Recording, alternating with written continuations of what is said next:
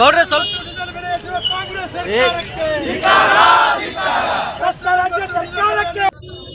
Diesel ಮತ್ತು petrol ಬೆಲೆಗಳನ್ನು ಚುನಾವಣೆ ಮುಗಿದ ಕೇವಲ 8 ದಿನಗಳಲ್ಲಿ ಇವತ್ತು ಪೆಟ್ರೋಲ್ ಮತ್ತು ಡೀಸೆಲ್ ದರಗಳನ್ನು ಏರಿಸುವುದರ ಮುಖಾಂತರ ತೊಂದರೆಯಲ್ಲಿರುವಂಥ ಜನರಿಗೆ ಮತ್ತಷ್ಟು ತೊಂದರೆ ನೀಡುವಂಥ ಕಾಂಗ್ರೆಸ್ ಸರ್ಕಾರ ಇವತ್ತು ರಾಜ್ಯದಲ್ಲಿ ಆಡಳಿತ ಮಾಡ್ತಾ ಇದೆ.